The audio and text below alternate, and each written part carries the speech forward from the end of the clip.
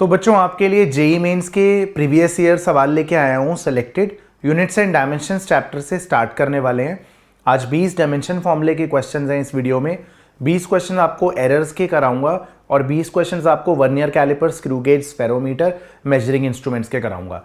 अभी मैंने देखा कि क्लास जो भी जेई मेन या नीट के एस्पिरेंट्स हैं, पर्टिकुलरली नीट के एस्पिरेंट्स हैं, क्योंकि नीट 2025 का पेपर बहुत मुश्किल आ गया, तो आपको फोमो हो रहा है, फियर ऑफ मिसिंग आउट हो रहा है कि फिजिक्स में अगर जेई मेन के सवाल नहीं लगाए तो क्या होगा। प्रॉब्लम यह है कि जेई मेन के सवाल अगर करे जाए तो भी 4000 सवाल हैं, तो 4000 सवाल को करने के लिए बहुत ज़्यादा समय चाहिए, और अगर बहुत ज़्यादा समय फिजिक्स को दिया जाएगा तो वो कम से कम at the cost of biology या केमिस्ट्री तो नहीं होना चाहिए।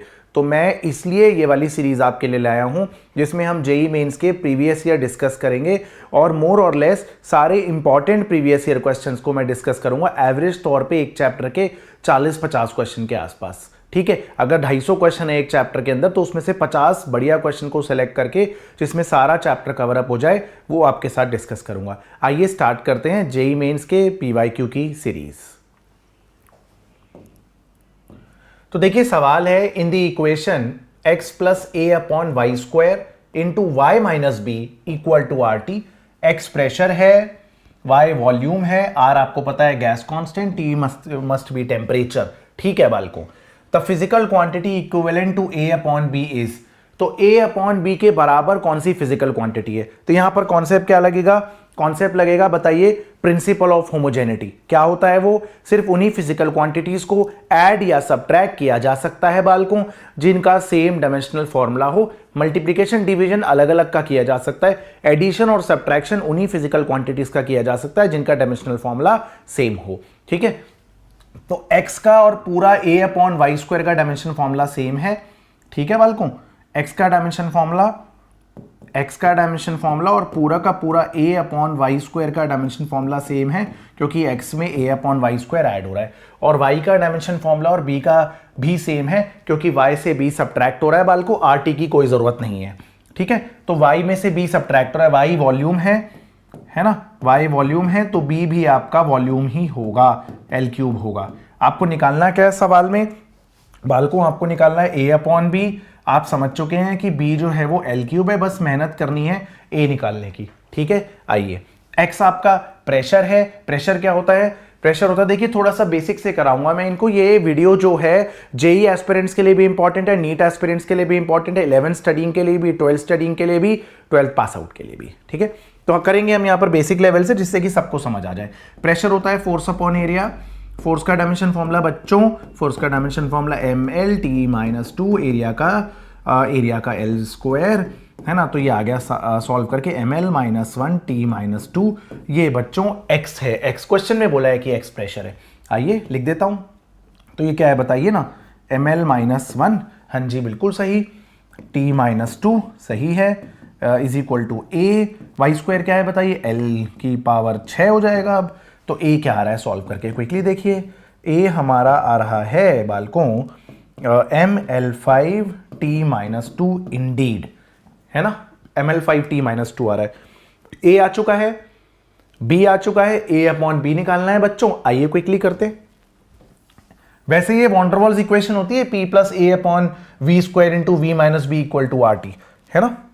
चलिए कोई नहीं, a क्या है आपका, a है बालको ml5t-2, सॉल्व करिए। ml2t-2 क्या होता है, एनर्जी या वर्क डन या टॉर्क भी होता है ना। कोफिशिएंट ऑफ विस्कोसिटी नहीं होता, इंपल्स नहीं होता, एनर्जी या वर्क डन होता है, प्रेशर ग्रेडियंट नहीं होता, ठीक है बच्चों। आई होप आपको समझ आया। सवाल था 2023 जेई मेन 13 अप्रैल शिफ्ट 2 का, ठीक है। अगला सवाल देखेंगे, चलिए।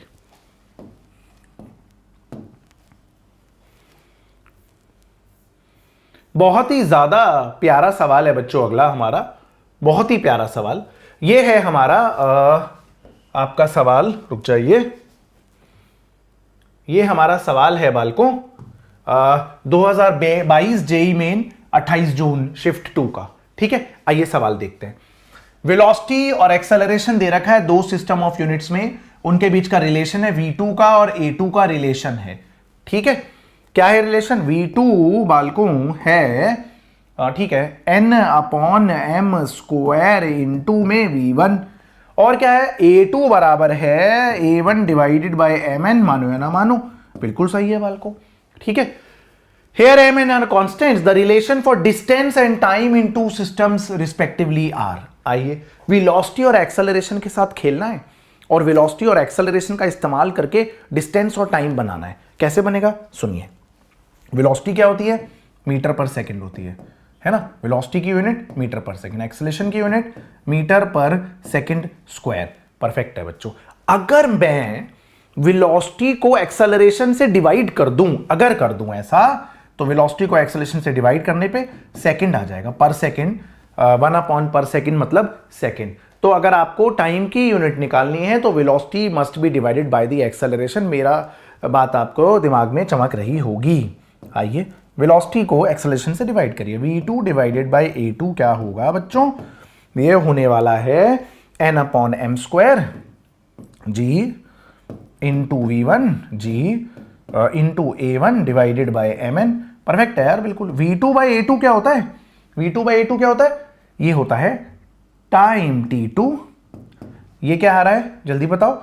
हाँ जी ये आ रहा है n स्क्वायर बाय m, और ये आएगा टाइम t1। तो t2 है n square bye m t1। सही मैच हो रहा है। ये तो गलत है, ये तो गलत है, ओहो हो, ये भी गलत है। तो आंसर तो ऑप्शन ए है। बहुत बढ़िया यार, ऐसे क्वेश्चन बड़े बढ़िया होते हैं, एक ही पार्ट देख के आ जाए। लेकिन चलिए मेरा कर्तव्य बनता है अगला पार्ट भी करना, तो वो भी कर देता हूं। आइए, है ना बालकों, बढ़िया क्वेश्चन। आइए आप देख चुके हैं, अब आपको वेलोसिटी और एक्सेलरेशन के साथ बालकों ऐसे खेलना है कि डिस्टेंस बन जाए। बनाइए बनाइए भाई बनाइए। वेलोसिटी होता है मीटर पर सेकेंड, एक्सेलरेशन होता है मीटर ओहो पर सेकेंड स्क्वायर। अब अगर मैं वेलोसिटी का स्क्वायर करके उससे एक्सेलरेशन को डिवाइड करूं तो क्या आएगा, मीटर का स्क्वायर पर second square divided by metre पर सेकेंड स्क्वायर। तो यूनिट तो मीटर की आ जाएगी, है ना बच्चों। तो वेलोसिटी का स्क्वायर करके आप एक्सेलरेशन से उसे डिवाइड करिए और देखिए जीवन में आपको क्या प्राप्त होता है। ठीक है, ठीक है। तो वेलोसिटी का स्क्वायर करिए डिवाइडेड बाय द एक्सेलरेशन करिए, यहां भी वही करिए, n square by m4 velocity का square divided by what a1। ठीक है बिल्कुल, और नीचे mn तो ऊपर आ जाएगा mn। सही है बच्चों। तो ये आ जाएगा v2 स्क्वायर बाय a2 क्या होगा, डिस्टेंस l2। ये आ जाएगा बच्चों n cube by m cube into l1। आइए चेक करिए, ओहो हो, L2 is equal to L1 n cube by m cube. Option 1 शानदार तरीके से लाजवाब आंसर रहेगा, ऑप्शन 1। चलिए अगला सवाल बालकों। ये 20 चुनिंदा क्वेश्चंस हैं बालकों, 20 चुनिंदा क्वेश्चंस हैं। अगर आप इसको कर लिया, इसको कर लिया तो सब कर लिया, इसको लगा डाला तो लाइव झिंगा लाला, है ना बालकों। आइए, तो बढ़िया क्वेश्चन है। 2024 जेई मेन ताजा माल लाया हूं आपके लिए। 2024 जेई मेन 4 अप्रैल का पेपर का क्वेश्चन है। The equation of stationary wave is 2a sin 2 pi nt by lambda cos 2 pi x by lambda, which of the following is ओहो नॉट करेक्ट। इनमें से कौन सा सही नहीं है। आइए, the dimension of nt is l। सुनिए, 2 पाई का डायमेंशन फॉर्मूला होता नहीं है। मेरी बात सुनिए, एक ना लाजवाब बात है। कॉन्सेप्ट क्या है, जो साइन होता है, जितने भी ट्रिग्नोमेट्रिक रेशियोज हैं उनका थीटा डायमेंशन लेस होता है ना। उनका थीटा क्या होता है, आर्ग्यूमेंट क्या होता है बच्चों, डायमेंशन लेस होता है। ई की पावर में कुछ थीटा है, डायमेंशन लेस होगा। लॉग के अंदर कोई चीज लिखी है, पक्का डायमेंशन लेस होगी। मैं बता रहा हूं आपको, आधे क्वेश्चन तो यहीं पे ही होते हैं बेस्ड, ट्रिग्नोमेट्री या फिर एक्सपोनेंशियल या फिर लोगैरिथमिक। आइए देखिए, तो अब जो साइन के अंदर एंगल है वो ना डायमेंशन लेस होना चाहिए। परफेक्ट है। अब भाई 2 पाई से मतलब नहीं है तो एनटी, रुक जाइए, 2 पाई से मतलब नहीं है तो एनटी का डायमेंशन फॉर्मूला और लैम्डा का डायमेंशन फॉर्मूला सेम होना चाहिए। तो एनटी का डायमेंशन फॉर्मूला और लैम्डा का डायमेंशन फॉर्मूला सेम होना चाहिए, और वेवलेंथ का तो एल होता है। तो ये तो सही है, हमें तो नॉट करेक्ट पूछना है। एक्स का डायमेंशन 2 पाई से मतलब नहीं है, कॉस के अंदर एंगल को डायमेंशन लेस रखना है, तो एक्स का और लैम्डा का सेम होना चाहिए, और लैम्डा तो वेवलेंथ है तो एल होता है ना। ये भी सही है, हमें नॉट करेक्ट पूछना है। ठीक है, उसके बाद क्या कह रहे हैं, dimensions of N upon lambda T के बराबर है। चेक करते हैं। देखिए ये गलत लग रहा है मुझे, क्योंकि N T upon lambda angle dimensionless होना चाहिए, N T upon lambda must be dimensionless, M0 L0 T0, है ना। हाँ, तो n अपॉन लैम्डा का डायमेंशन फॉर्मूला इंटू टी का dimension formula is whatever M0 L0 T0, ठीक है जी, है ना बालकों। तो n अपॉन लैम्डा का डायमेंशन फॉर्मूला 1 अपॉन टी का डायमेंशन फॉर्मूला होगा, जो कि यहां पर t-1 होना चाहिए बच्चों, ठीक है। और ये बोल रहे हैं कि n अपॉन लैम्डा का डायमेंशन फॉर्मूला t है, तो यहां पर आंसर हो जाएगा c, क्योंकि ये सही नहीं है, करेक्ट नहीं है, ठीक है। डायमेंशंस ऑफ n LT-1 होना चाहिए, वो आप चेक कर लीजिए, ठीक है, वो आप चेक कर लीजिए। n उधर जाके लैम्डा अपॉन टी हो जाएगा, लैम्डा का l, टी का t, तो LT-1 आ रहा है, बिल्कुल सही आ रहा है, कोई दो राय नहीं है इसमें, और ऑप्शन सी आंसर रहेगा।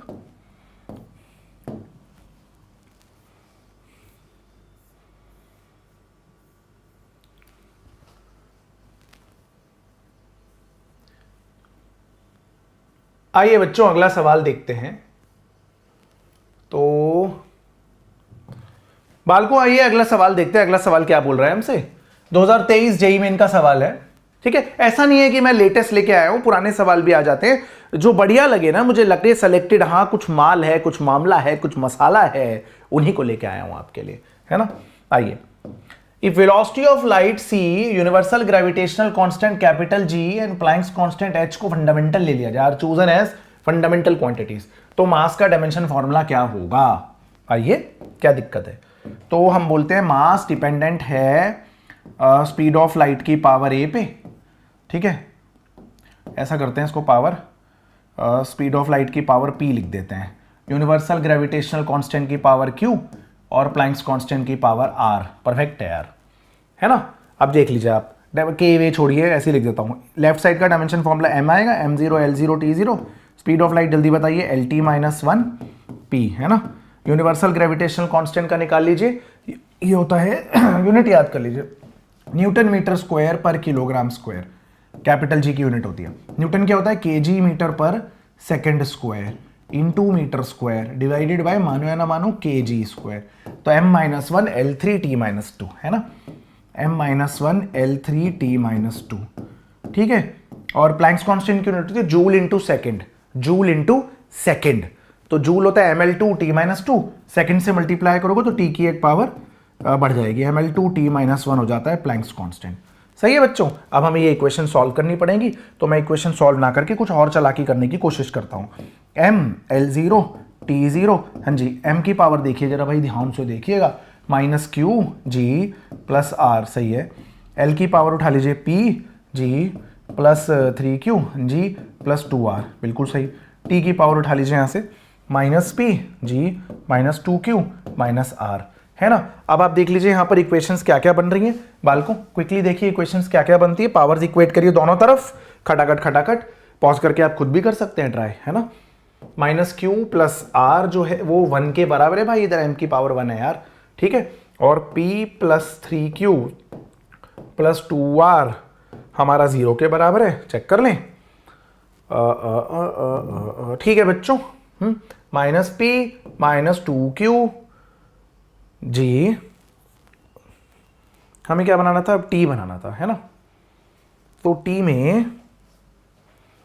में अच्छा t तो सब में था, -p minus 2q minus r, ये भी 0 है। अब सुन लीजिए यार बच्चों, c की पावर ना p है, रुक जाइए, q और r उठा लीजिए पहले, सबसे पहले g की पावर q है, g की पावर q है, तो यहां पर q हाफ है ना, और r क्या है, h की पावर है ना r, हाँ जी हाँ जी, तो यहां पर r है आपका माइनस हाफ। जरा देखना यार, -q माइनस हाफ हो गया और प्लस माइनस हाफ, तो -1 सेटिस्फाई नहीं हो रही, पहली इक्वेशन नहीं सेटिस्फाई हो रही यार, मैं क्या करूं, ठीक है। यहां पर देखिए h जो होता है उसकी पावर है यहां पर 1, है ना, और कैपिटल G की पावर है -1।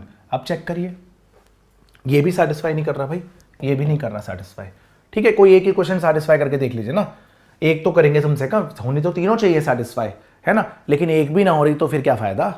आइए और देखिए, और क्या करें, यहाँ पर h की पावर होती है r, हाफ है g, p हाफ है g, q है माइनस हाफ। आइए पुट करिए जरा, q की जगह माइनस हाफ, तो minus minus plus, half half plus, ये बन आ गया, बिल्कुल सही आ रहा है। दूसरा सेटिस्फाई करिए, दूसरी सेटिस्फाई करिए। पी की जगह हाफ, दूसरी वाली इक्वेशन पी की जगह हाफ, 3q की जगह -3/2 परफेक्ट है, प्लस 2r की जगह 1 आ जाएगा। अरे बिल्कुल सेटिस्फाई हो रही है, ये वाली भी सेटिस्फाई हो रही है, ये वाली भी सेटिस्फाई कर लीजिए। आपके लिए कर दे रहा हूँ, वैसे 2 सेटिस्फाई हो गई तो हो ही जाएगा, ऐसी तो कोई बात नहीं है। फिर भी चलिए -p -हाफ +1 और फिर से -हाफ। ओहो हो, तीनों सेटिस्फाई हो गई, यही आंसर रहेगा। ऑप्शन सी हमारा आंसर रहेगा बच्चों, ठीक है। आई होप आप समझ गए।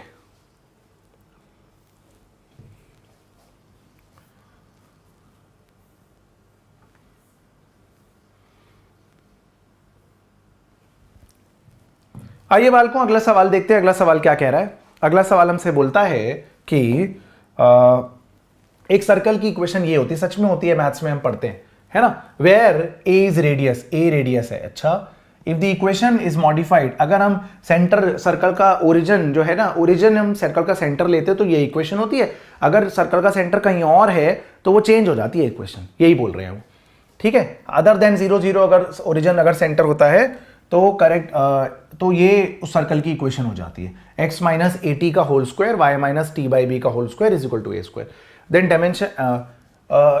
Dimensions of t is given as, ओहो बदतमीजी, t टाइम नहीं है, t है t-1। a और b का डायमेंशन फॉर्मूला पूछ रहे हैं और t जो है वो टाइम नहीं है, t है t-1। कंफ्यूज करने की कामयाब कोशिश। आइए, प्रिंसिपल ऑफ होमोजेनिटी कहता है कि आप सिर्फ उन्हीं फिजिकल क्वांटिटीज को ऐड या सबट्रैक्ट कर सकते हैं जिनका डायमेंशन फॉर्मूला सेम हो, और आप खुद ट्राई करके देख लीजिए।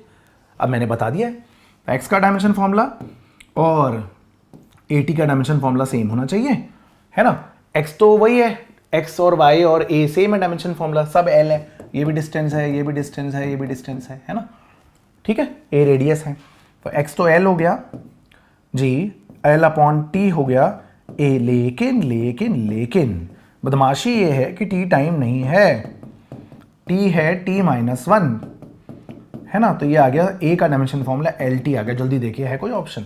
ओहो चलो भाई चलो, चलो भाई चलो, ओहो हो बी ऑप्शन सही है। चलिए बी का भी देख लेते हैं डायमेंशन फॉर्मूला। वाई का डायमेंशन फॉर्मूला और टी अपॉन बी का डायमेंशन फॉर्मूला तो सेम रहेगा, ठीक है। कैपिटल बी है यहाँ पर, स्मॉल बी लिख दिया टाइपिंग में, डजेंट मैटर, ये कैपिटल बी है, ठीक है, ओके। तो y का और t अपॉन बी का सेम है, y का डायमेंशन फॉर्मूला l है और t का क्या है t-1, b का मुझे निकालना है, आ गया भाई आ गया। b का डायमेंशन फॉर्मूला l-1 में t-1 में हो गया बच्चों, ठीक है। तो बढ़िया कंफ्यूजिंग क्वेश्चन है, इसमें लोग गलती कर देते हैं। ऑप्शन बी सही आंसर रहेगा।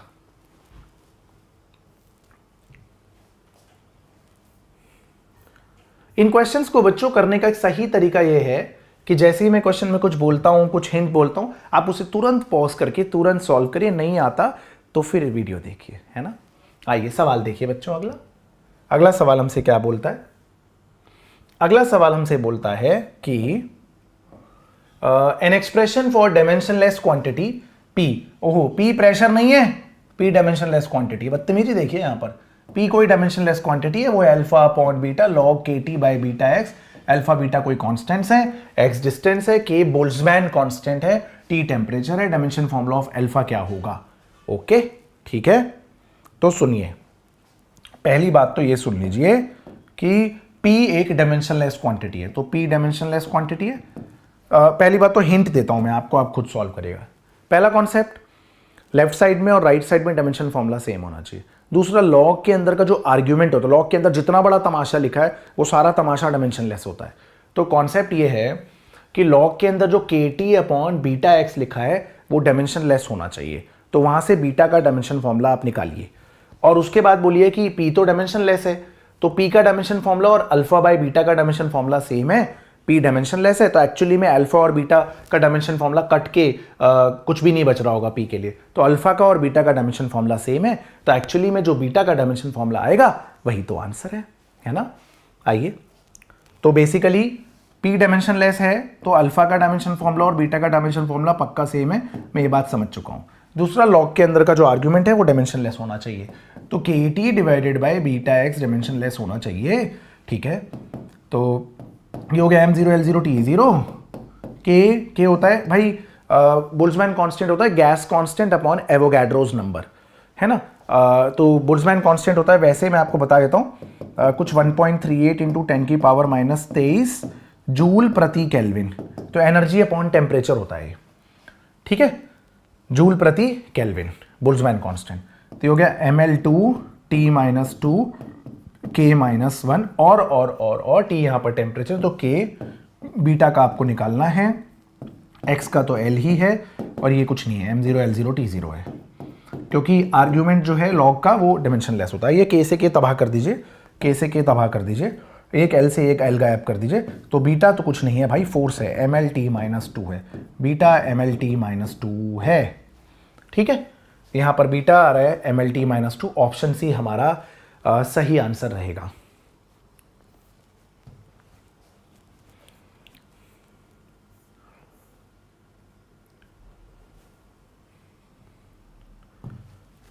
आइए बालकों, अगला सवाल देखते हैं। अगला सवाल भी मिलता जुलता सवाल है, जेईई मेन 2022 का 28 जुलाई का सवाल है, ठीक है। आइए, consider the efficiency of Carnot engine, efficiency dimensionless होती है, टंटा ही खत्म, power output by power input into 100 या वर्क डन आउटपुट अपॉन जो भी इनपुट एनर्जी, जो भी alpha beta upon sine theta, log के अंदर बीटा एक्स बाई के टी, कोई दिक्कत नहीं, alpha beta constant, T temperature है, के बोल्ट्जमैन कांस्टेंट है, theta angular displacement, angle dimensionless होता है, एक्स लेंथ है, ठीक है। तो आपको बताना हो बदतमीजी, देखो इनकरेक्ट ऑप्शन बताना, इनकरेक्ट ऑप्शन क्या है। कोई बात नहीं भाई, सुनो इसमें कॉन्सेप्ट क्या क्या लगेगा, सुनो मेरी बात, इसको ना पहचानो, कॉन्सेप्ट क्या क्या लगेगा। एक, साइन थीटा गया तेल लेने, साइन थीटा डायमेंशनलेस होता है, साइन थीटा डायमेंशनलेस होता है और एफिशिएंसी भी डायमेंशनलेस होती है। तो अल्फा का प्रोडक्ट और बीटा का प्रोडक्ट डायमेंशनलेस है, साइन थीटा डायमेंशनलेस है, ये डायमेंशनलेस है, लॉग के अंदर जो बचा तमाशा होता है लॉग के अंदर वो भी डायमेंशनलेस होता है, और लॉग की जो वैल्यू आती है वो भी डायमेंशनलेस ही होती है, कांस्टेंट आती है, ठीक। तो ये डायमेंशनलेस, तो अल्फा बीटा डायमेंशनलेस, ये भी पूरा डायमेंशनलेस, ठीक है। तो अल्फा और बीटा का प्रोडक्ट तो डायमेंशनलेस है, कोई दिक्कत वाली बात ही नहीं है, ठीक है, ठीक है। और ठीक है, अब अच्छा ये तो ऐसे ही निकाल रहे हैं, चलिए ऐसे ही कर लेते हैं। दूसरा क्या बोल रहे हैं, बीटा इंटू एक्स अपॉन के टी भी डायमेंशनलेस होगा, लॉग का आर्ग्यूमेंट डायमेंशनलेस होता है, कोई टेंशन वाली बात नहीं। आइए ऑप्शन देख के सोचते हैं, मेरे को लग रहा है कि डायमेंशन फॉर्मूला निकालने की जरूरत ही नहीं पड़ेगी। Dimensions of beta is that same as that of force, ये हमें चेक करना पड़ेगा। अब क्या कह रहे हैं, अच्छा तो ये तो हमें पूरा ही सॉल्व करना पड़ेगा। देखिए पहला कि ये डायमेंशनलेस है, बीटा का डायमेंशन फॉर्मूला हमें निकालना है, एक्स का डायमेंशन फॉर्मूला एल है, ठीक है। के बोल्ट्जमैन कांस्टेंट है, बोल्ट्जमैन कांस्टेंट की यूनिट है तो जूल पर केल्विन, तो एनर्जी ml2 T-2 पर केल्विन के लिए K-1, T टेम्परेचर है, T टेम्परेचर है, ठीक है। ये स्मॉल टी कैपिटल टी आप एक ही चीज मान लीजिए, तो यहां पर टेम्परेचर को भी K लिख दिया हमने, ओके बच्चों, ये तो डायमेंशनलेस ही है। करना वैसे ही है क्वेश्चन जैसे पिछला किया है ना। आइए तो बीटा क्या है बताइए, एक एल से एक एल उड़ा दीजिए, के से के उड़ा दीजिए, चलिए गायब करिए। तो बीटा का dimension formula same as that of force है, MLT-2। तो ये बीटा का dimension formula same as that of force है, ये करेक्ट ऑप्शन, हमें इनकरेक्ट निकालना है, हमें इनकरेक्ट निकालना है, कोई दिक्कत नहीं है। अब रुकिए, अल्फा और बीटा का डायमेंशन फॉर्मूला जो है, अल्फा का डायमेंशन फॉर्मूला 1 बीटा के बराबर है, अल्फा का डायमेंशन फॉर्मूला 1 बीटा के बराबर है, ठीक है, परफेक्ट है, यानी 1 MLT-2 के बराबर है। आइए हम ऑप्शन बी देखते हैं, alpha inverse into X is same is that of energy. आइए सही है, बिल्कुल सही बात है। अल्फा बीटा को आप 1 ले लीजिए, डायमेंशनलेस को 1 बोल दीजिए, है ना, छोड़िए ना। बीटा क्या है, 1/अल्फा, तो बीटा क्या है, बीटा का डायमेंशन फॉर्मूला और अल्फा इनवर्स का डायमेंशन फॉर्मूला सेम है। बीटा क्या था, बीटा था फोर्स, है ना। अब फोर्स को एक्स से मल्टीप्लाई करो, यानी अल्फा इनवर्स को एक्स से मल्टीप्लाई करो, फोर्स इंटू एक्स तो एनर्जी होता ही है, फोर्स इंटू एक्स तो एनर्जी होता ही है। तो dimension formula of alpha inverse into X is same as that of energy, ये बिल्कुल सही ऑप्शन है, करेक्ट बात है। हमें इनकरेक्ट ऑप्शन ढूंढना है, ध्यान दीजिएगा। आइए फिर से लपेटते हैं आगे। Dimensions of eta inverse into sine theta is same as that of alpha beta, ये बात भी बिल्कुल सही है, ये बात भी बिल्कुल सही है। देखिए कैसे सही है, देख लीजिए आप, ईटा, ठीक है, ईटा तो डायमेंशनलेस ही होता है वैसे तो, है ना। तो आप ईटा को डायमेंशनलेस ले लीजिए, ईटा का इनवर्स ले लीजिए, कुछ भी ले लीजिए, वो अल्फा बीटा के बराबर आएगा। ये भी डायमेंशनलेस है, ये भी डायमेंशनलेस, ये भी डायमेंशनलेस, दोनों का प्रोडक्ट भी डायमेंशनलेस। तो बिल्कुल सही बात है, हमें इनकरेक्ट ढूंढना है ना। आप बोल रहे dimensions of alpha is same as that of beta. अरे ये ऑप्शन पहले पढ़ लिया होता तो यही आंसर था।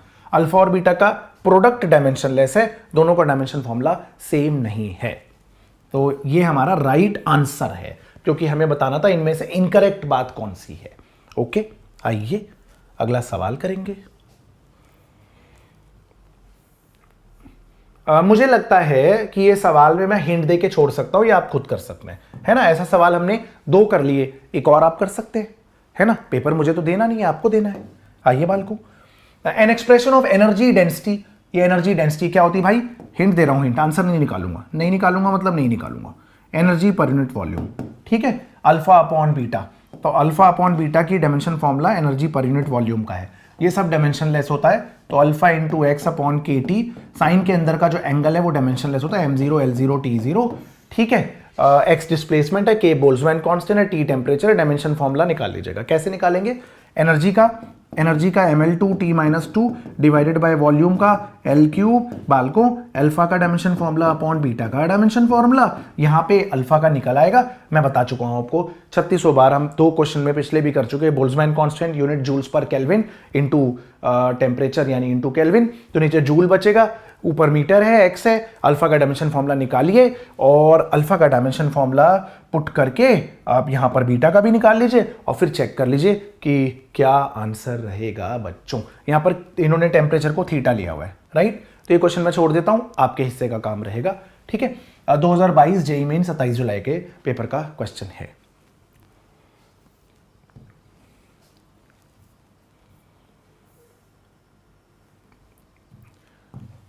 आइए बच्चों अगला सवाल करते हैं। मेरे हिसाब से ये शायद नीट का भी पीवाईक्यू है और जेईई मेंस का भी पीवाईक्यू है। 2021 के पेपर का क्वेश्चन है, बड़ा ही प्यारा सा क्वेश्चन है। ELMG denote the quantities energy, angular momentum, mass और कांस्टेंट ऑफ ग्रेविटेशन, मतलब यूनिवर्सल ग्रेविटेशनल कांस्टेंट है भाई। देन डायमेंशंस ऑफ P क्या होगा, और P है जो भी P है EL square divided by M5G square बालको। अब बताइए E क्या है भाई लोगों? E है एनर्जी, ठीक है, ml2 t-2। भाई ये ना एंगुलर मोमेंटम था, इसको ना कुछ अलग स्टाइल से बना लो, ये कलेश में फंस जाओगे। एंगुलर मोमेंटम है ये, है ना, एंगुलर मोमेंटम। एंगुलर मोमेंटम क्या होता है? मोमेंटम mvr होता है, एंगुलर मोमेंटम होता है mvr। तो मास वेलोसिटी lt-1 इंटू डिस्टेंस, है ना। तो एंगुलर मोमेंटम होता है ml2, ध्यान दीजिएगा, ml2 t-1 कतई होल स्क्वायर, है ना, ml2 t-1। उसके बाद क्या है बालको? m की पावर 5, m मास है क्या? ओहो मास ही है, m की पावर 5। कैपिटल G का मुझे याद है m-1 l3 t-2 का स्क्वायर। भाई m की पावर अलग से देखो, l की पावर अलग से देखो, t की पावर अलग से देखो।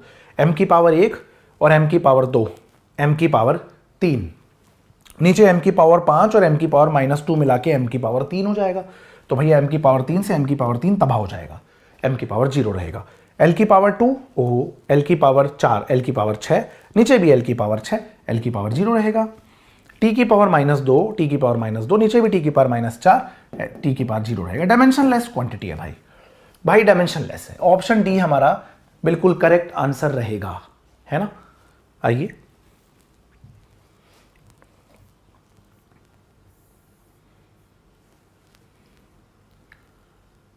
दो 2021 का बढ़िया सवाल है बच्चों, जेईई मेंस। आइए सवाल देखते हैं क्या है। आपको पहले ही बता चुका हूं, 2 कॉन्सेप्ट लगते हैं ज्यादातर सवाल में, प्रिंसिपल ऑफ होमोजेनिटी, उन्हीं फिजिकल क्वांटिटीज को ऐड या सब्ट्रैक्ट किया जा सकता है, इवन इक्वेट भी किया जा सकता है जिनका डायमेंशन फॉर्मूला सेम हो, और साइन के अंदर का एंगल मतलब थीटा, कॉस थीटा का थीटा, ई की पावर में जो थीटा होता है वो, लॉग के अंदर का आर्ग्यूमेंट, सब डायमेंशनलेस होता है। कर दीजिए। फोर्स इज गिवन बाय, अच्छा ये फोर्स है, एफ फोर्स है। अरे मत समझिएगा कि एफ फोर्स ही है, पढ़ लीजिएगा क्या है ना। A cos b x c sine d t, dimension formula of a d by b is a d by b. अच्छा ए डी बाई बी, तो ये कॉस तो डायमेंशनलेस होता है ना, बेस अपॉन हाइपोटेन्यूज, तो ये तो डायमेंशनलेस होता है। साइन डी टी भी डायमेंशनलेस होता है ना। साइन थीटा डायमेंशनलेस है, उसका थीटा भी डायमेंशनलेस है, सुन लीजिए, पूरा साइन थीटा डायमेंशनलेस है, उसके अंदर का जो थीटा है वो भी डायमेंशनलेस होता है। ओके, तो फोर्स का डायमेंशन फॉर्मूला ए के भी बराबर है, फोर्स का डायमेंशन फॉर्मूला सी के भी बराबर है। तो ए का डायमेंशन फॉर्मूला जो है वो फोर्स के बराबर है। ओके, इक्वेट किया हुआ है ना। तो एडी बाई बी में ए तो फोर्स हो गया ना, M L T minus two. चलिए बहुत बढ़िया हो गया। अब डी क्या है जी, डायमेंशन लेस करना है आपको, टी टाइम हो ना, हाँ टी टाइम है, तो डी टी को डायमेंशन लेस करना है आपको, है ना, डी टी को डायमेंशन लेस करना है, तो डी हो गया 1/t, ठीक है 1/t, तो डी हो गया आपका t-1। ओके, उसके बाद आपको bx को भी डायमेंशन लेस करना है, तो b हो गया आपका 1/x, डायमेंशन फॉर्मूला हो जाएगा b का भाई लोगों l-1, मानो या ना मानो, ठीक है, अपॉन आ गया ये l-1 जी, ठीक है बिल्कुल। अब क्या बन गया, सॉल्व करके आ गया हमारा ml2t-3, ऑप्शन है क्या, ओहो हो नहीं है, ये भी नहीं है, ये भी नहीं है, ml2t-3, बी ऑप्शन सही आंसर रहेगा, है ना बच्चों।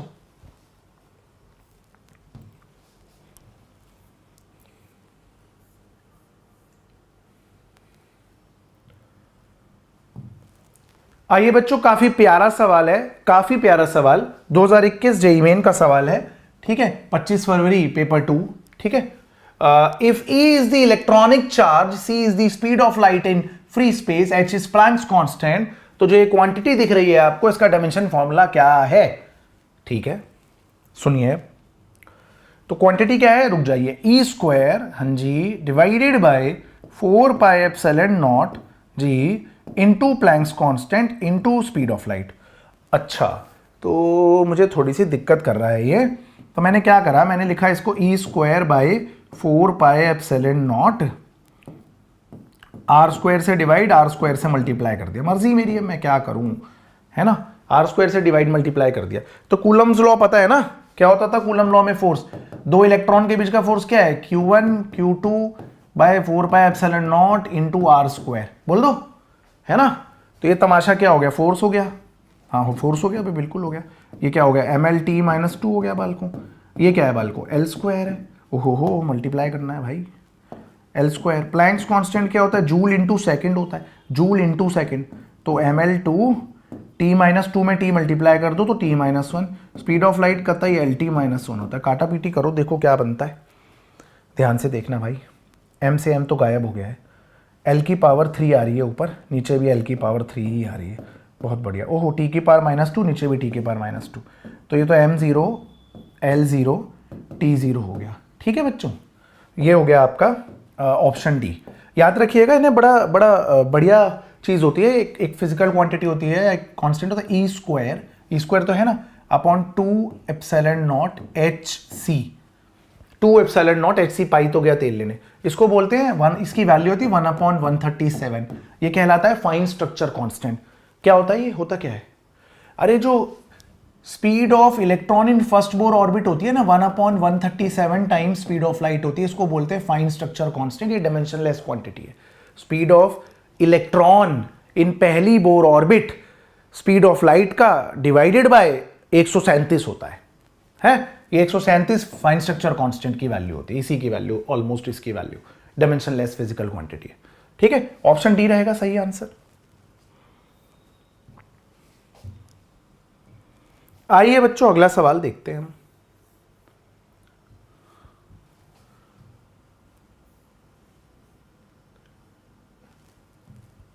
जेईई मेन को ना काफी साल पहले 2009 या 10 से पहले प्यार से AIEEE बोलते थे, all India engineering entrance examination, तो वहां का क्वेश्चन है। आप कहोगे सर इतने पुराने क्यों लाए हो, क्या बात कर रहे हो आप, 2006 का AIEEE का क्वेश्चन ही तो आया था इस बार आपके नीट 2025 में, alpha x square plus beta x को ही तो मोल्ड किया एक्स स्क्वायर प्लस एक्स में, क्या बात करते हैं, है ना। तो आइए, if quantity x is given by ε0 l del v by del t, ε0 अपना परमिटिविटी है, l लेंथ है, डेल्टा v पोटेंशियल डिफरेंस है और डेल्टा t टाइम है, ठीक है, okay, the dimension formula of x is same as that of, अच्छा, तो भैया x का डायमेंशन फॉर्मूला चाहिए, तो इजी तो नहीं है, ε0 का डायमेंशन फॉर्मूला चाहिए, l क्या है, लेंथ है, delta v potential difference divided by क्या है जी, डिवाइडेड बाय क्या है जी, टाइम डेल्टा टी। अच्छा, तो भाई कुछ नहीं कर सकता, मेरे को तो सारे डायमेंशन फॉर्मूले डालने पड़ जाएंगे, है ना। आइए क्विकली देखें, फोर्स होता है Q square by epsilon naught R square. अरे 4 पाई गया तेल लेने, 4 पाई का क्या करेंगे, डायमेंशन फॉर्मूला थोड़ा 1/4 pi epsilon naught R square, मैं कब मना कर रहा हूँ, नहीं होता। तो MLT-2 ये हो गया AT का स्क्वायर, एप्सिलॉन नॉट का डायमेंशन फॉर्मूला आपको निकालना है, यहाँ 4 पाई होता है, मैं कब मना कर रहा हूँ, कूलम लॉ में L स्क्वायर। ठीक है, यहाँ से एप्सिलॉन नॉट निकालिए, एप्सिलॉन नॉट क्या आएगा, रुक जाइए, M-1G L-3G T4A2, ये आपका एप्सिलॉन नॉट का डायमेंशन फॉर्मूला आ गया। आ जाइए ध्यान से पुट करेंगे भाई, बहुत बड़ा है। वैसे नहीं, अगर आपको दिक्कत आए तो अब याद रखिएगा कूलम स्क्वायर पर न्यूटन मीटर स्क्वायर यूनिट होती है एप्सिलॉन नॉट की, वहां से भी देख सकते हैं आप, है ना। M-1 L-3 T4A2 multiplied by L। Okay, potential difference क्या है, पोटेंशियल डिफरेंस होता है work done upon charge, work done upon AT मतलब चार्ज, वर्क डन होता है ML2 T-2 divided by AT बच्चों। तो ये आ जाएगा सॉल्व करके ML2 होता है ML2 T-3 A-1 Indeed, ML2 T-3 A-1 divided by time भी तो करना है, डिवाइडेड बाय टाइम भी करना है। आ जाइए सॉल्व करते हैं, हो गया बस। चलिए,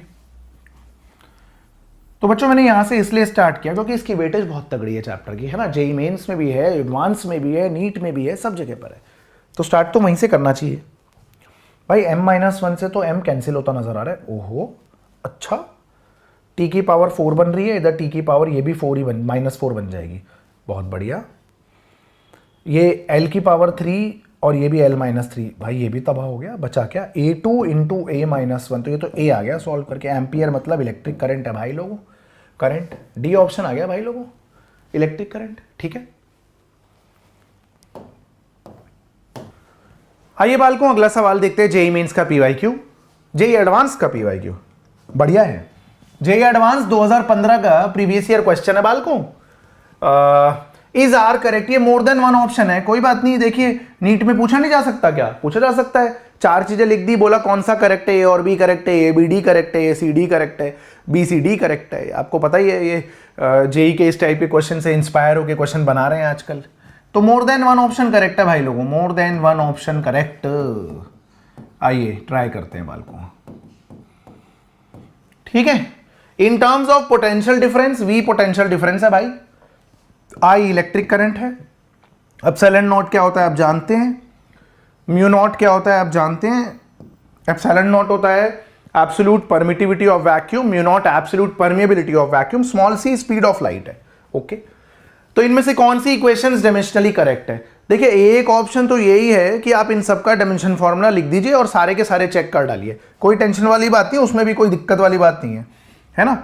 तो पोटेंशियल डिफरेंस होता है वर्क डन बाय चार्ज, आप डायमेंशन फॉर्मूला निकाल लीजिएगा, वर्क डन का भी आपको पता है डायमेंशन फॉर्मूला, चार्ज का भी पता है, करंट तो करंट ही होता है, बहुत बढ़िया। एप्सिलॉन नॉट की यूनिट होती है कूलम स्क्वायर पर न्यूटन मीटर स्क्वायर, है ना।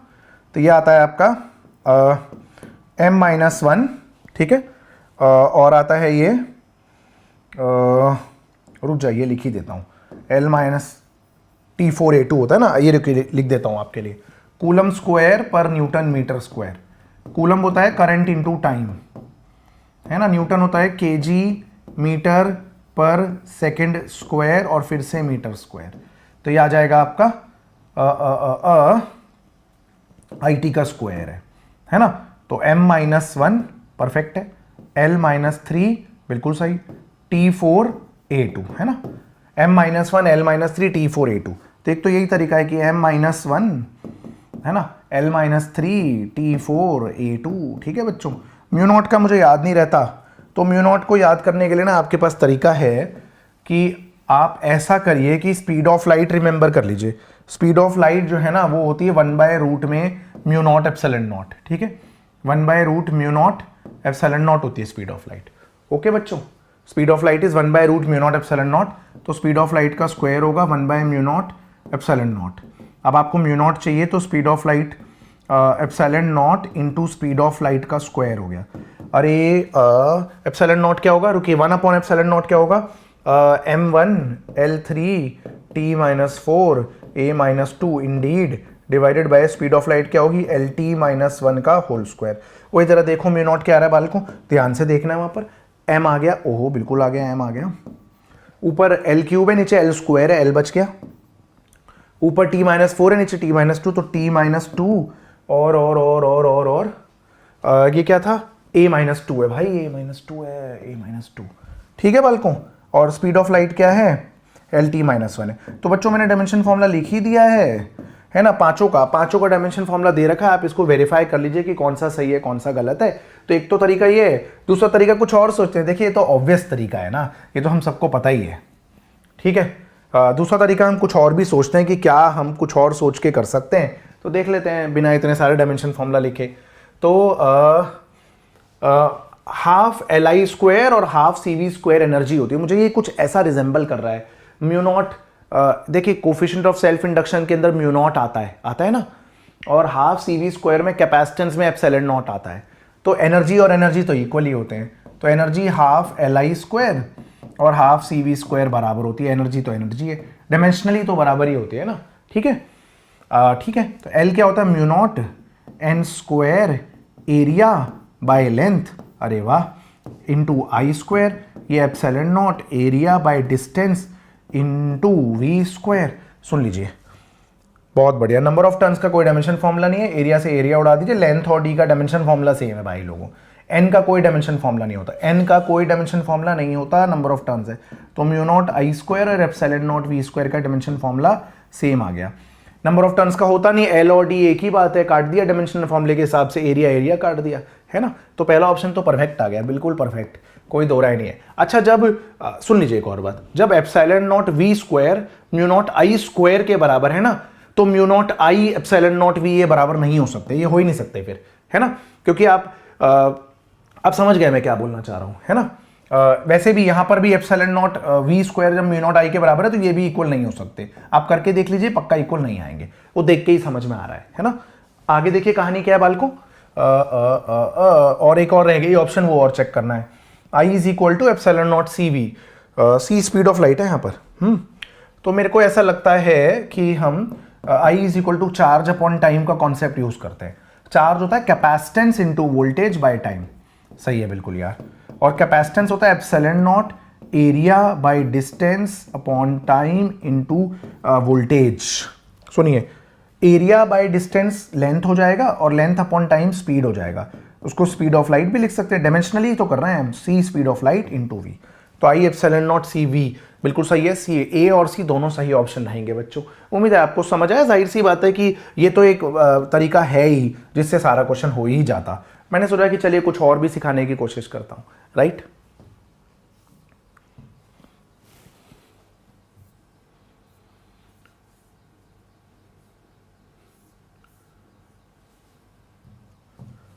आइए प्यारे बच्चों, बहुत ही लाजवाब सवाल, ये जेई मेंस और नीट दोनों के लिए सुपर ब्यूटीफुल सवाल है। इस टाइप के क्वेश्चन कई बार पूछे जाते हैं कि अगर Planck's constant, universal gravitational constant और स्पीड ऑफ लाइट को फंडामेंटल फिजिकल क्वांटिटी माना जाए तो मास का डायमेंशन फॉर्मूला क्या होगा, लेंथ का डायमेंशन फॉर्मूला क्या होगा, ठीक है।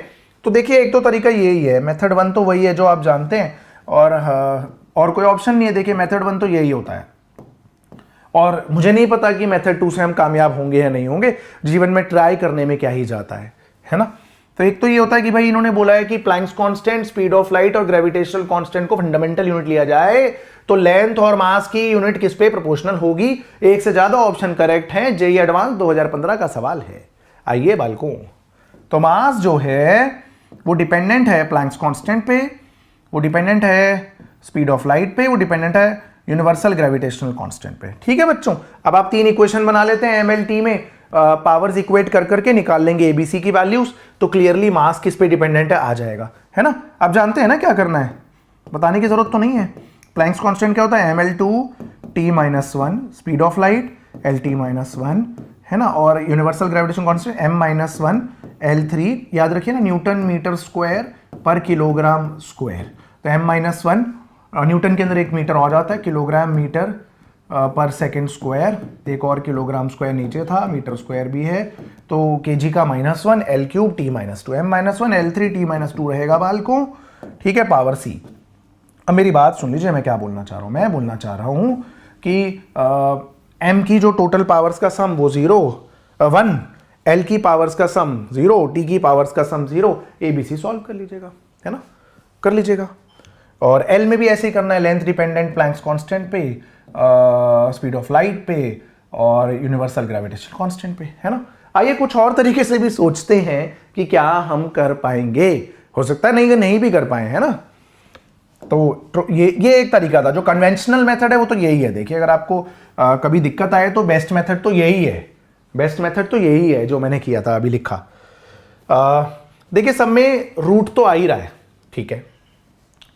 H का प्लैंक्स कांस्टेंट का डायमेंशन फॉर्मूला है ml2 T -1 और यूनिवर्सल ग्रेविटेशनल कांस्टेंट है m-1 L3 T -2, speed of light है LT -1 इंडीड। अच्छा बेटा, अगर आपको लेंथ चाहिए तो आप क्या करेंगे? सबसे पहले आप मास को गायब कर देंगे।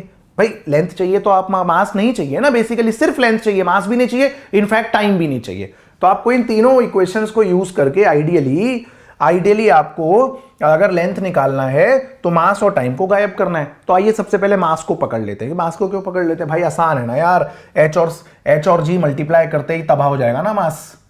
देख लीजिए H और G मल्टीप्लाई करते ही क्या आ गया। आप समझ रहे हैं मैं क्या बोलना चाह रहा हूं, है ना। हमने H मल्टीप्लाई किया, हमने G मल्टीप्लाई किया, H और G मल्टीप्लाई करते ही क्या आ गया बच्चों?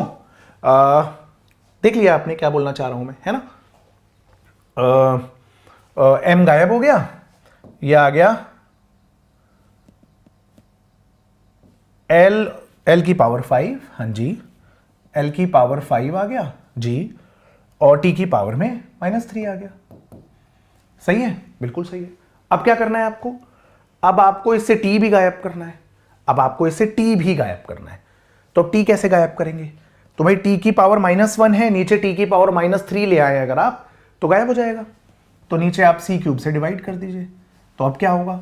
अब क्या होगा देखिए, अब होगा, आपको तो लेंथ चाहिए ना, अभी तो लेंथ के इक्वल नहीं आ रहा, तो ये आ जाएगा L³ T -3। ओहो हो, T गायब हो गया। अब HG/C³ क्या आ गया बच्चों? HG/C³ आ गया है L²। तो भाई स्क्वायर रूट ले लीजिए, L आ गया। हो गया ना काम बच्चों, क्या बोलते हैं आप? हो गया ना, ठीक है। तो मैंने सोचा कि कुछ डिफरेंट तरीका भी बता दूं आपको, अगर हम सोचना चाहें तो कर सकते हैं। कई बार इक्वेशंस बहुत गंदी हो जाती हैं, बहुत ज्यादा अटक जाते हैं ना इक्वेशंस के अंदर, तो ऐसे भी सोचा जा सकता है ना। तो हालांकि ये क्वेश्चन बहुत चालाकी से फ्रेम्ड है, क्योंकि इसमें पूरा फॉर्मूला नहीं दिया कि आप ऑप्शन सैटिस्फाई करके देख लें, है ना। H के लेंथ डायरेक्टली प्रोपोर्शनल H के, ओहो हो, रूट H के डायरेक्टली प्रोपोर्शनल रूट G के, बिल्कुल सही है। B तो पक्का गलत है भाई, M G पे डिपेंडेंट तो आ ही नहीं सकता, क्योंकि यहाँ M की पावर 1 और G में M की पावर -1 होता है, मतलब ही नहीं बनता। कोई बात नहीं, चलिए एनीवेज हमने कर लिया। अब आगे और देखते हैं इसमें कि बाकी दो ऑप्शंस क्या होंगी, है ना। अब हमें चाहिए M किस पे डिपेंडेंट? अब भैया M ही चाहिए, अब आपको M ही चाहिए। तो M चाहिए तो H और G अगर मल्टीप्लाई कर दिया तो M गायब हो जाएगा। अब H के नीचे G डिवाइड करेंगे तो M² बन जाएगा ऊपर, कोई और ऑप्शन नहीं है ना। तो देखिए H divided by capital G क्या होगा? ml2 T -1 divided by m-1 L3 T -2 Indeed. अब क्या आ गया? H/G आ गया बच्चों हमारा M²। ओहो, फिर क्या आ गया? नीचे आ गया ये हमारा LT -1।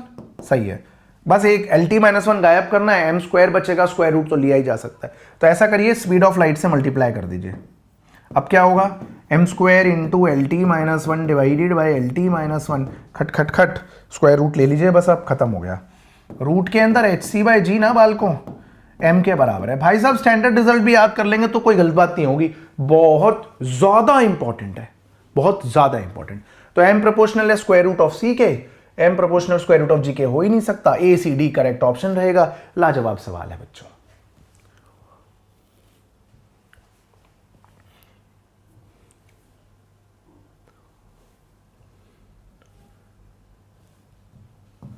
IIT का क्वेश्चन है बच्चों, मेरे और आपके दुनिया में आने से पहले का, 1984 भाई साहब, 1984, ठीक है। बहुत ही बढ़िया सवाल है। एल इंडक्टेंस है, सी कैपेसिटेंस है, आर रेजिस्टेंस है। फिजिकल क्वांटिटी इंडक्टेंस, कैपेसिटेंस और रेजिस्टेंस दे रहे हैं, तो आपको बताना इनमें से कौन सी कॉम्बिनेशन का डायमेंशन फॉर्मूला फ्रीक्वेंसी वाला होगा। ठीक है, तो मैं आपको ना कुछ ब्रह्मास्त्र दे रहा हूं। ठीक है, ब्रह्मास्त्र, ब्रह्मास्त्र क्या है?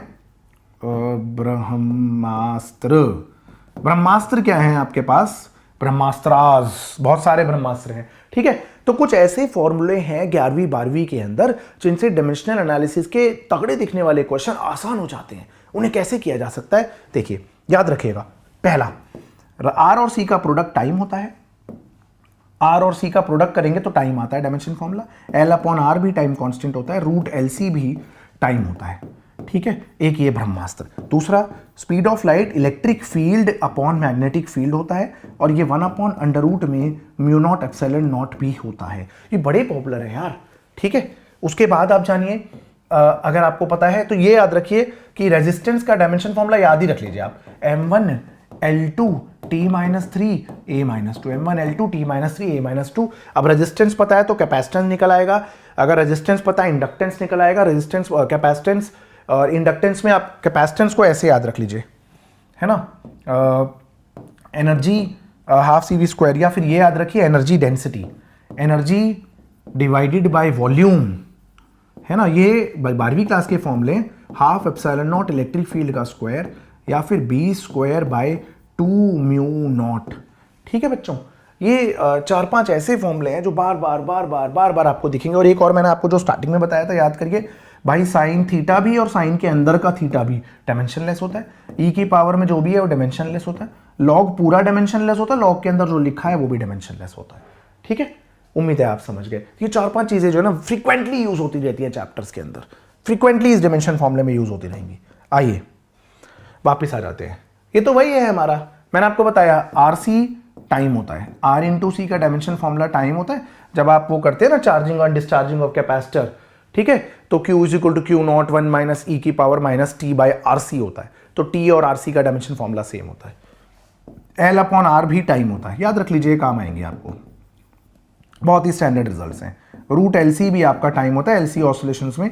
ये टाइम कांस्टेंट आरसी सर्किट का, ये टाइम कांस्टेंट एलआर सर्किट का, और ये 1/2 पाई रूट एलसी ऑसिलेशंस या फिर कंडीशन फॉर रेजोनेंस होता था। याद करिए 12वीं क्लास में आपने पढ़ा है ना। आ जाइए, पूछ रहे हैं हमसे फ्रीक्वेंसी, तो सबका रेसिप्रोकल चाहिए। 1/RC certainly frequency, R/L certainly frequency, 1/रूट LC सर्टेनली फ्रीक्वेंसी, C/L नहीं होता फ्रीक्वेंसी। ठीक है बच्चों,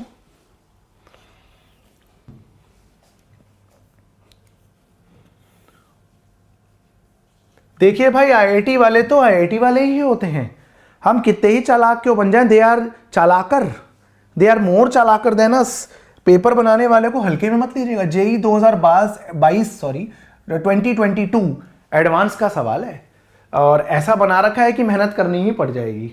आइए ट्राई करते हैं। In a particular system of units a physical quantity can be expressed in terms of electric charge, electron का mass me, Planck's constant, Coulomb's constant 1/4 pi epsilon naught permittivity of vacuum. In terms of these physical quantities, the dimension formula for magnetic field is, बदतमीजी देख रहे हैं आप, तो magnetic field dependent है charge on electron की power alpha पे जी, मास। और देखिए भाई दुनिया में हर चीज का शॉर्टकट नहीं होता, कुछ कुछ होते हैं, और अगर अच्छा बनाने पे आ जाए ना पेपर सेटर तो सॉल्व ही करना पड़ता है। जीवन भर से जो आपको शॉर्टकट सिखाते आते हैं लोग यूट्यूब पे, 2025 का पेपर लाइव सॉल्व करते वक्त किसी ने भी कोई शॉर्टकट नहीं लगाया ना। पेपर होने के बाद तो 1000 शॉर्टकट सिखा देते हैं दुनिया वाले। चलिए ये बढ़िया है, लेकिन प्लैंक्स कांस्टेंट की पावर गामा और के अपना कूलम कांस्टेंट की पावर डेल्टा। हाँ जी, हाँ जी। मैग्नेटिक फील्ड का तो मुझे डायमेंशन फॉर्मूला याद नहीं है, कोई बात नहीं। F is equal to B Q V, force on charge particle होता है। फोर्स का मुझे पता है ml T-2, ये चार्ज नीचे आ गया AT, वेलोसिटी का LT-1, इसी को मैग्नेटिक फील्ड का डायमेंशन फॉर्मूला बोलेंगे। भाई देखो क्या आ रहा है, m तो m ही रहेगा।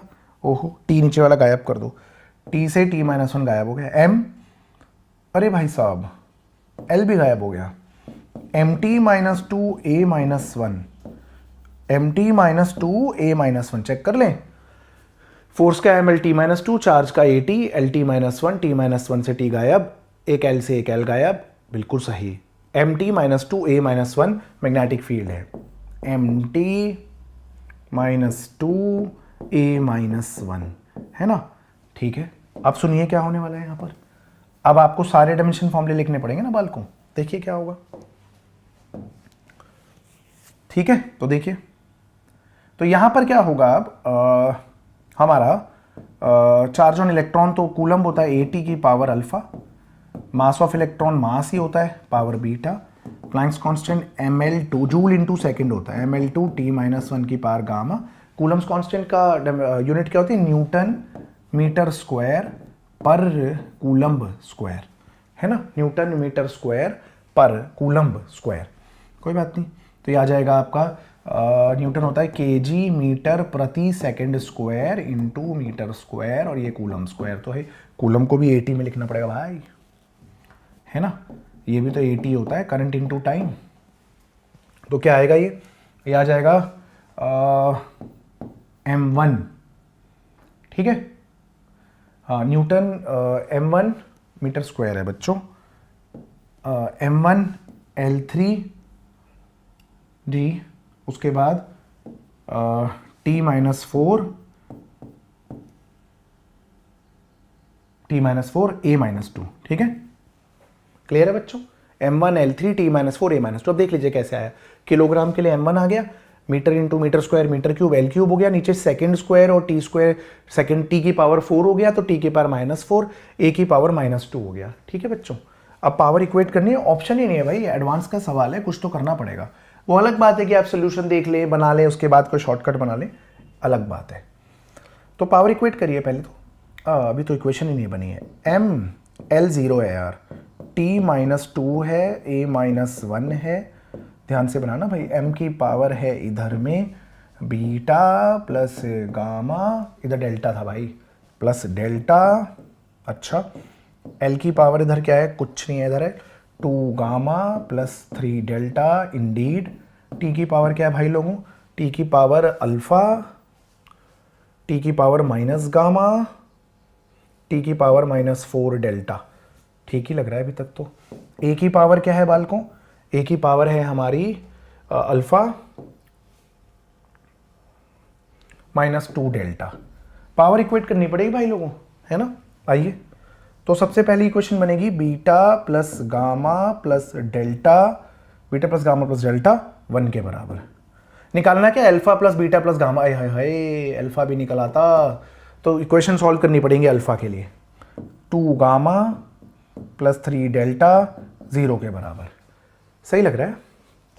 अल्फा माइनस गामा माइनस, एक बार और चेक कर लें टी की पावर क्या बनती है, टी की पावर अल्फा, टी की पावर माइनस गामा, टी की पावर -4 डेल्टा ही बन रहा है।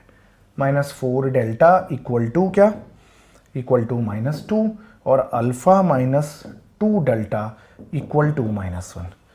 सही है बच्चों, ऐसा करते हैं, पहले एक वेरिएबल उड़ा देते हैं कहीं से, और बेसिकली हमें अल्फा चाहिए, मेहनत करके हमें समहाउ अल्फा चाहिए, है ना।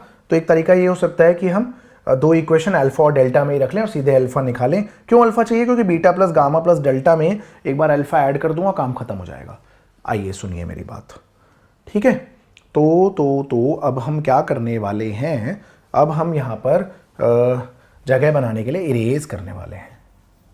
चलिए फिर क्या करेंगे, फिर इक्वेशन सॉल्व करने की कोशिश करेंगे, कामयाब होते या नहीं होते देखा जाएगा बालकों, ठीक है। तो यहाँ से हमने इक्वेशन बना ली कि हमारा 2 गामा -3 डेल्टा के बराबर है, और हमारा गामा -3 डेल्टा बाई 2 के बराबर है। गामा की वैल्यू डालिए, alpha minus minus plus 3 delta by 2 -4 delta equal to -2। तो अल्फा ये भाई 3 - 8 -5 डेल्टा बाई 2 इक्वल टू -2, ये रही इक्वेशन 1। और अल्फा -2 डेल्टा, अल्फा -2 डेल्टा -1 रहेगा। सही है, कोई टेंशन नहीं है, दोनों इक्वेशन को सब्ट्रैक्ट कर लो, ठीक है बच्चों। इसको भी छोड़ दीजिए, इसको भी छोड़ दीजिए, अब इसको भी छोड़ दीजिए, दोनों इक्वेशन को सब्ट्रैक्ट कर दीजिए। तो ये माइनस, ये प्लस, क्या आएगा, ये अल्फा गायब हो गया, -5 डेल्टा में 2 डेल्टा ऐड किया तो माइनस डेल्टा बाई 2, और -2 + 1 किया तो -1, तो डेल्टा आ गया यहाँ से 2। डेल्टा अगर 2 आ चुका है तो अल्फ़ा क्या आएगा, चेक करिए।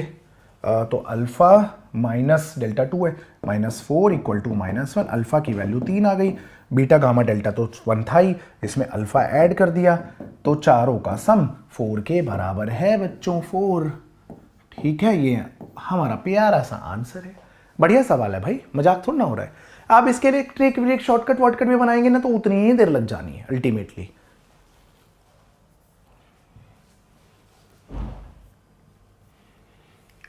ओहो हो, जेई एडवांस का सवाल बच्चों, लाजवाब सवाल। ठीक है, 2014 JEE advance. To find the distance d over which a signal can be seen clearly in foggy conditions, तो डिस्टेंस d। ठीक है, a railway engineer uses dimensional analysis assume that the distance depends on mass density rho of the fog। ठीक है भाई, density की power a पे dependent है, okay. उसके बाद इंटेंसिटी होता है पावर अपॉन एरिया। इंटेंसिटी का डायमेंशन फॉर्मूला बताओ भाई लोगों, energy okay per unit area okay per unit time. Intensity को डिनोट किससे किया, एस से किया है भाई, आई से नहीं किया है। इंटेंसिटी, एनर्जी क्या होती है, ml2 t-2, area l², time की जगह बालकों t रहेगा। सॉल्व करके आता है ओहो हो mt-3। Energy ml2 t-2, area l², सही है यार, mt-3। ठीक है, तो s की पावर b पे डिपेंडेंट है, और कुछ है क्या, फ्रॉम एंड इट्स फ्रीक्वेंसी पे भी डिपेंडेंट है। चलिए कोई बात नहीं, अब d किस पे डिपेंडेंट है, बस ये पूछ रहे हैं s की क्या पावर बनेगी। s की पावर कुछ 1/n बनेगी, तो वो n पूछ रहे हैं क्या, यही तो n पूछ रहे हैं, तो s की पावर। तो बेसिक क्वेश्चन है डायमेंशनल एनालिसिस का, बचपन में किए हैं आपने ऐसे सवाल। d क्या था भाई लोगों, d डिस्टेंस था l, ओके। और इधर क्या बन गया, डायमेंशनलेस कांस्टेंट को तबाह कर दीजिए, गायब कर दीजिए, कुछ नहीं है सब, है ना, छोड़िए। रो क्या है, डेंसिटी था, हाँ ml-3 की पावर ये, परफेक्ट है। और ये क्या है, mt-3 की पावर b। फ्रीक्वेंसी क्या होता है, t-1 की पावर c। भाई बस b पूछ रहे हैं बेसिकली, तमीज से तो बस b पूछा है उन्होंने और कुछ नहीं किया। तो ऐसा तो एडवांस वाला सवाल नहीं, ऐसा तो कुछ नहीं था जो हम कर ना पाते। m की पावर a + b है ना, इधर बन रही है m की पावर a + b, और उधर m है नहीं लेफ्ट साइड में, तो a + b को शून्य ले लेंगे। l की पावर क्या बन रही है, -3a, बस। हाँ है ना, -3a, और ये क्या है, 1 है, इधर तो 1 है, तो a आ गया -1/3, तो भाई b आ गया 1/3। अब s की पावर 1/3 आ रही है, और इन्होंने बोला s की पावर 1/n है। ओहो, n की वैल्यू तो 3 आ गई बच्चों, n की वैल्यू 3 है, n की वैल्यू 3 है। आसान था, कहाँ था एडवांस वाला सवाल, है ना।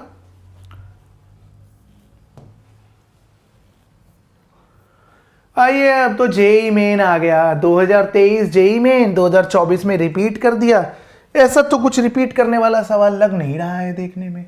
आइए, लिस्ट मैच कर दिए। हाँ, तो वर्क फंक्शन तो एनर्जी होता है, एनर्जी। ओहो, लाइए एनर्जी कहाँ है, ml2 t-2 लीजिए, एनर्जी हो गई भाई। कहाँ भाई, सी मैचिंग विद 1, सी, ओहो हो, ये क्या हो गया मेरे से, सी मैचिंग विद 1। चलिए खत्म हो गया है तो। आइए और चेक कर लेते हैं। प्लैंक्स कांस्टेंट ml2 t-1 ही होता है, joule second. Stopping potential voltage होता है, वर्क डन अपॉन चार्ज है, तो चार्ज तो एम्पियर तो इसी में ही आएगा सिर्फ, है ना। बी मैचिंग विद 4, और फिर जो बचा है उसे तो सभी मैच कर देंगे। आ गया सी ऑप्शन भाई लोगों।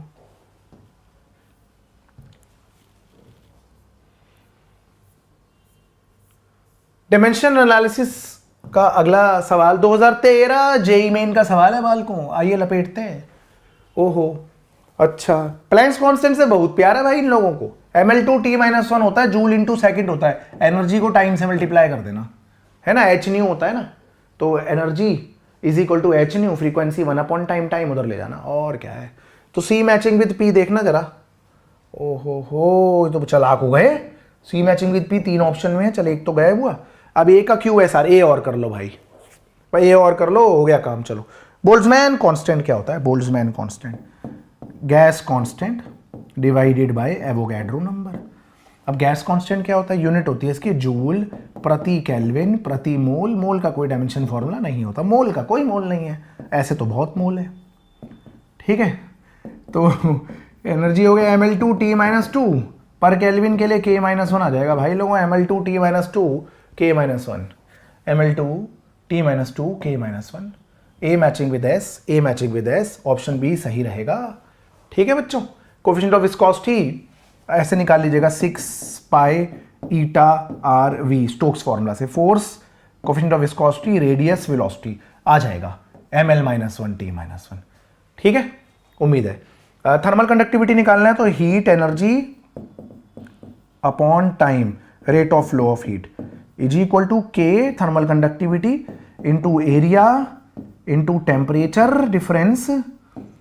हाँ ठीक है, टेम्परेचर डिफरेंस या टेम्परेचर एक ही बात, डिवाइडेड बाय लेंथ, के delta T by delta L, है ना। यहां से निकाल लीजिएगा, आंसर तो मैं आपको बता चुका हूं। तो बच्चों यहां पर हमने 20 डायमेंशनल एनालिसिस के प्रीवियसली आज जेई मेंस के कुछ तड़के के लिए जेई एडवांस के सवाल किए। अगले लेक्चर में हम एरर्स के 20 लाजवाब सवाल लेके आएंगे, जेई मेंस जेई एडवांस के प्रीवियस ईयर क्वेश्चन, जो जेई और नीट दोनों के लिए सुपर इंपॉर्टेंट रहेंगे। तब तक के लिए आपसे विदा लेता हूं, अगले लेक्चर में एरर एनालिसिस के साथ मिलेंगे। एरर एनालिसिस के 20 क्वेश्चन मेजरिंग इंस्ट्रूमेंट्स के, हर टॉपिक के बढ़िया 20 क्वेश्चन सेलेक्ट करके आपको करा दूंगा जेई मेंस के लिए, जिससे कि फोमो खत्म हो जाए, फियर ऑफ मिसिंग आउट खत्म हो जाए। जेई मेंस के इंपॉर्टेंट क्वेश्चंस आप कर लेंगे तो आपको समझ आ जाएगा कि हाँ यही लेवल होता है, कोई बहुत ऊपर लेवल नहीं आ रहा है। Thank you.